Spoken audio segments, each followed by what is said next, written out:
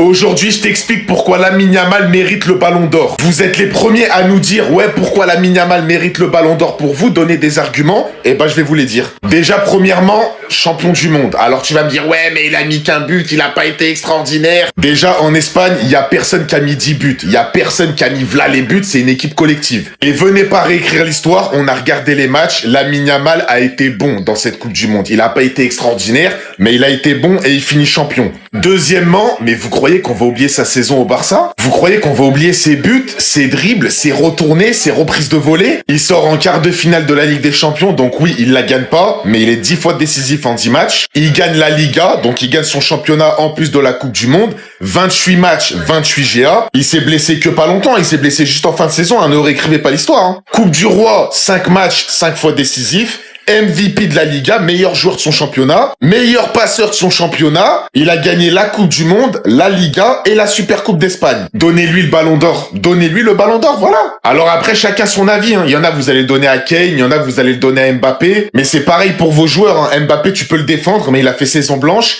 Harry Kane, tu peux le défendre. Il gagne ni la Ligue des Champions, ni la Coupe du Monde. Donc je sais pas si c'est assez pour gagner un Ballon d'Or. Question, je vous la pose maintenant. Le Ballon d'Or, vous le donnez à qui? Il y a Kvara qui fait une top saison. La meilleure saison de club, c'est Kvara, mais il n'a pas joué le mondial.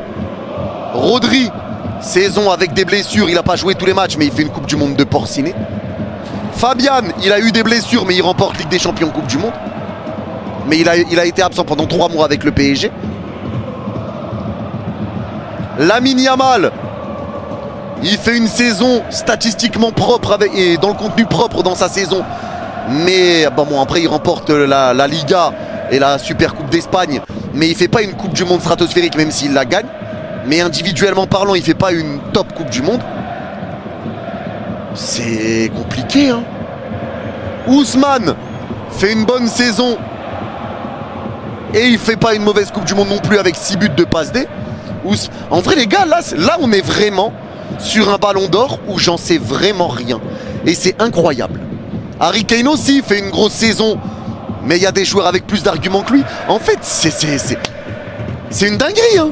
C'est une dinguerie. Après la finale, vous allez tous me parler de Lamine Yamal Ballon d'Or, de Messi Ballon d'Or. Et à juste titre, on sait très bien que lorsque la Coupe du Monde se joue, cette compétition prime absolument sur toutes les compétitions d'une saison. Il est donc évident que 2 joueurs qui ont énormément contribué pour leur nation durant cette Coupe du Monde ressortent. Mais pour moi, il y en a un qui mérite beaucoup plus. Et c'est lorsque j'ai vu cette publication de Rivaldo que je m'en suis réellement rendu compte. Surtout quand j'ai vu à quel point il l'a défendu. Kylian Mbappé finit meilleur buteur de l'histoire de la Coupe du Monde devant Lionel Messi, avec 22 réalisations en 3 Coupes du Monde jouées, sachant que Lionel Messi ne pourra plus revenir vu qu'il va prendre sa retraite après. Mais pas que, vu qu'en obtenant également le soulier d'or en Liga et également le soulier d'or en Ligue des Champions, cela fait de lui l'unique et seul joueur de l'histoire à avoir atteint un tel exploit sur toutes les compétitions majeures d'une saison. En continuité cette saison, c'est littéralement 71 goals assist en 71 matchs. Vous avez ici les détails. Il nous aura littéralement prouvé à tous qu'il est littéralement l'un des seuls joueurs de l'équipe de France, si ce n'est le seul joueur à pouvoir faire vibrer cette nation. On accentue cela en Coupe du Monde vu que c'est la compétition qui prime le plus. Kylian Mbappé n'obtiendra pas de trophée majeur ni en club ni avec sa sélection, mais celui-ci a de très loin été le meilleur joueur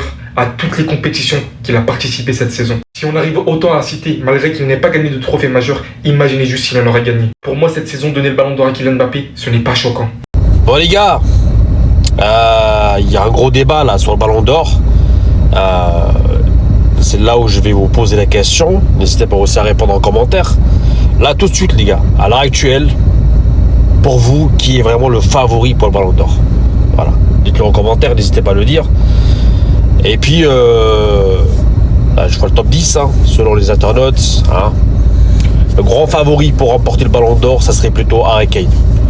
Derrière, vous avez Yamal. Et en 3e position, vous avez Léo Messi. Bon, ce qui concerne nous, les Parisiens, on a quand même 2 Parisiens qui sont dans le top 10. Là où je n'ai pas compris, Kvara. Hein. Kvara, je pense qu'il mérite aussi d'être dans le top 10. Hein. Qui l'a invité, lui? Je sais qu'on a dit que le Ballon d'Or a été disputé cette année, mais Kylian Mbappé, personne t'a sonné. Vous vous rappelez les critères du Ballon d'Or ou 4 critères, c'est trop compliqué à comprendre en fait. Les critères d'attribution pour le Ballon d'Or. Les performances individuelles et les caractères décisifs et impressionnants, oui. L'aspect collectif et les trophées remportés. On s'arrête là. En fait, à partir de ce moment-là, il n'y a plus besoin de parler. Le mec a fait saison blanche. Et même en mettant de côté sa saison blanche ou même une Coupe d'Espagne, il ne va pas remporter. Je vais vous prouver avec les critères selon lesquels vous mettez Mbappé en avant pour le pouvoir en DBO, vous êtes des hypocrites. vous avez suivi en fait la moitié de la saison peut-être, ou peut-être la télé elle marche une fois sur deux. On va commencer avec le premier argument qui est mis en avant, meilleur buteur de la Ligue des Champions. Alors oui, les meilleurs buteurs de la Ligue des Champions, on va pas lui enlever. Sauf que la plupart des buts, c'est en poule, seulement 2 fois buteur en phase finale. Et surtout en fait, on avait la télé allumée, t'as 2 mecs à son poste qui sont meilleurs que lui sur la compétition, même s'ils mettent moins de buts. Kane en plus, il me semble qu'il était plus décisif, et il a seulement 1 but de moins, et Dembélé est meilleur que lui. Il fait même pas partie des 2 meilleurs à son poste sur la compétition. Meilleur buteur ou pas, on s'en fout. Le deuxième argument mis en avant, ça va être meilleur buteur de Liga. Alors oui, il est meilleur buteur de Liga, hein, mais il n'est pas soulier d'or. Il s'appelle Harry Kane, le soulier d'or, et il lui met tempête. Et ensuite, peut-être que les gens, ils ont tendance à oublier, mais le meilleur joueur de Liga, c'est Lamine Yamal. Et après, le dernier argument mis en avant, ça va être sa Coupe du Monde. Alors oui, c'est le joueur le plus décisif de la Coupe du Monde. Oui, c'est le meilleur buteur, même si j'ai du mal avec le titre de meilleur buteur parce qu'il le prend grâce au match du meilleur troisième. Ou sinon, il est égalité avec Messi. Mais on va lui donner. Par contre, c'est pas le meilleur joueur de la compétition, c'est Rodri. C'est pas le meilleur attaquant de la compétition, c'est Messi. Et franchement, même en équipe de France, je mets Upamecano devant lui. Après, rien à dire, il fait une très grande Coupe du Monde et il devient même le meilleur buteur de l'histoire de la Coupe du Monde, ça on va pas lui enlever. Mais les arguments que j'ai mis en avant ne suffisent absolument pas pour le propagande des BO, surtout que, je tiens à le rappeler encore une fois, il a fait saison blanche. Et surtout en fait, si on utilise votre raisonnement pour propagander Mbappé, et ben en fait c'est Olysée que vous devez propagander. Parce que Olysée, il fait pas saison blanche, il fait triplé national, il va plus loin que lui en LDC, et d'ailleurs lui qui l'élimine, et il est décisif aller, retour contre le Real buteur. Record de passes décisives sur une seule saison dépassant Lionel Messi. Record de passes décisives sur une seule édition de Coupe du Monde. Accessoirement aussi meilleur passeur de Coupe du Monde, meilleur joueur de Bundesliga, meilleur passeur de Bundesliga, meilleur passeur de LDC. En fait, dans toutes les compétitions qu'il a joué, il était meilleur passeur. C'est la première fois qu'un joueur fait ça dans l'histoire. Donc, si on suit votre raisonnement par rapport au meilleur buteur, je sais pas quoi, ça doit être Olysée. Voilà. Mais pour moi, ça doit être Kane, je le répète encore une fois. Mais c'est ridicule la propagande sur Mbappé et ça prouve que vous êtes juste des hypocrites. Et que c'est juste par rapport à son nom en fait.